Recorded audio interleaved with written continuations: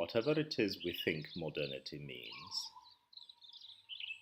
many people think it's a desirable thing to know more, to improve yourself, to have better things, tools, health, long life expectancy, knowledge, and cosmopolitanism. These are the things today we think of as modern.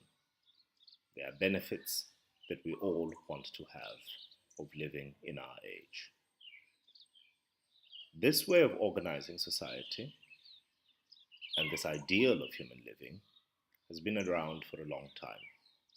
It is often in our age associated with the European era, the age of Europe as it is spoken of in some of your readings, beginning roughly at the end of the 1400s and coming maybe to an end in 1945 with the end of the Second World War, but the same tradition being carried on by the United States. It is the Western tradition of rational inquiry, scientific enterprise, equality of all people, and the production of tools and technologies and ways of understanding that increase, depending on who you ask, happiness, increase knowledge, increase utility. This idea of modernity, we use it today to rank countries across the world in such things as the Human Development Index, is something that has been built and been constructed for a long time.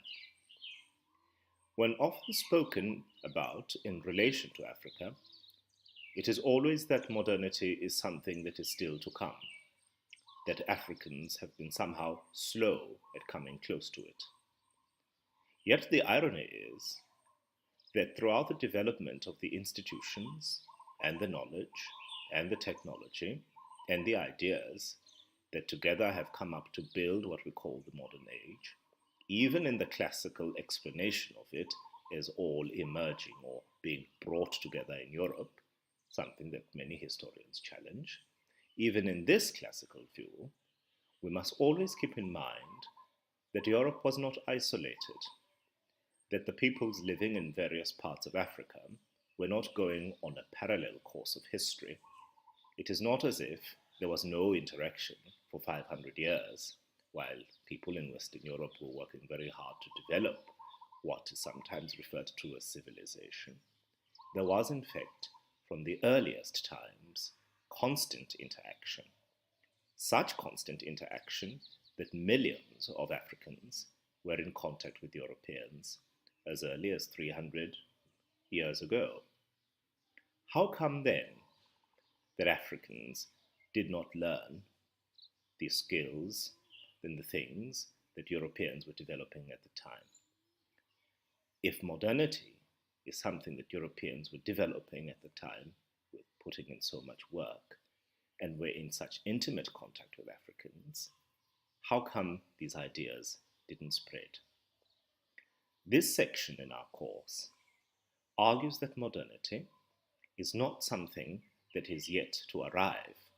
Modernity, from its earliest times being built, if we take that perspective, in Europe, is something that has been present and known to Africans, but known in a way that didn't allow them to participate even if they wanted to.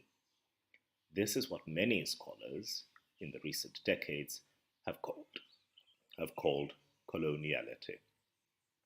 The argument is that if you take a coin, the coin has a heads and it also has a tails. You cannot separate the front end of the coin from the back end of the coin. They are the same thing. Modernity is the front of the coin. Coloniality is the back of that same coin. This is how, over now close to 500 years, clear interaction, constant interaction, large-scale interaction between the leading innovators of the institutions that are now seen as essential in our world, were interacting with the people who are seen somehow to not have been able to get to that stage for a reason inherent in them. This section says maybe it's time to rethink this narrative.